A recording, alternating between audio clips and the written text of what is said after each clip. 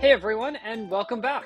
Today we're answering 5 more questions that you probably didn't know you had about grad school. For this, I have my little hat full of questions. The first question here is, what are the greatest lessons you've learned from grad school? Drink more. So I have 3. The first is shut up, okay? If you have something to say, just don't say it. It'll save you a lot of time in the long run, okay? People probably don't care. Number 2, grow a pair. Sometimes you'll have to stay late and do an experiment and you're just gonna have to get over it.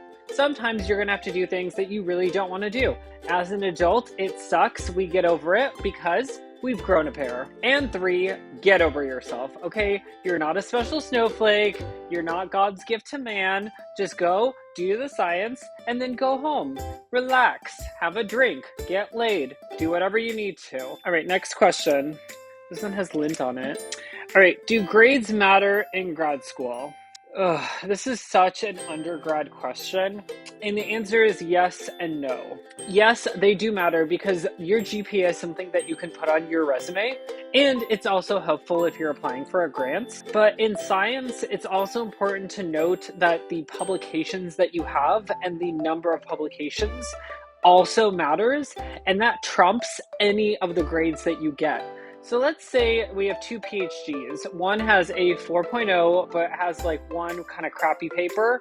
And then we have another who has like maybe a 3.2 GPA, but they have like a science and nature paper and they're really well established.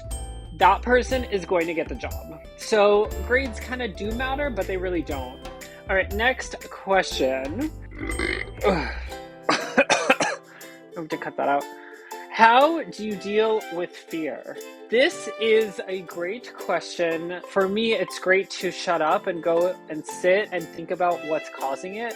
So maybe I'm afraid of a way an experiment might turn out. Maybe I'm afraid of saying something to a coworker to upset them.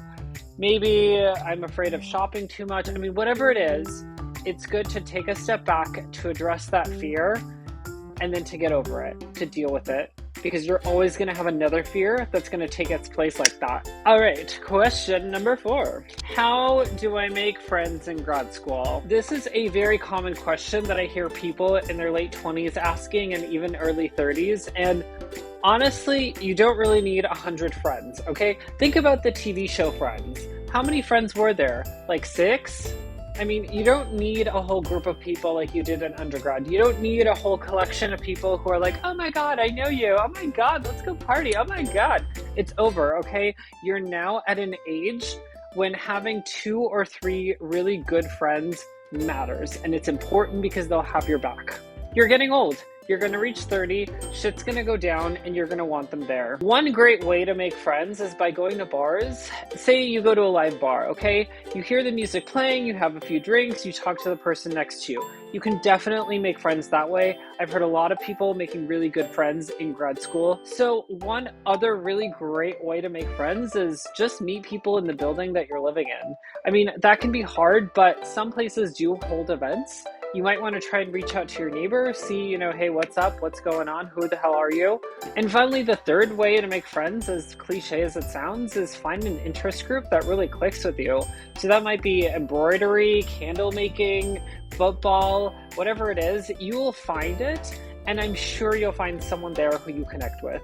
All right, next question. Do you get paid as a grad student? Yes, you do. If you're in the PhD program, then you should definitely be getting a stipend. If you're doing the research for free, quit the lab, quit the program, find something else. You should definitely get paid for it, and that payment should be enough to cover your rent, entertainment, and food. If you're a master's student, I don't think you get paid. If you're kind of anything below that, I don't think you'll get paid. But yes, you definitely should. If you're doing an MD, you're not going to get paid. If you're doing an MD PhD, you will get paid. So yes, if you are going for your PhD, definitely you will get paid. The stipend should be around, I'm thinking somewhere between 20 and 30 grand per year is what you're looking at. That does not include things like insurance. It doesn't include things like student fees, and it shouldn't include things like tuition. Thank you again for joining me on a marvelous night where we talk about questions that you probably didn't know you had about grad school. Catch you next time.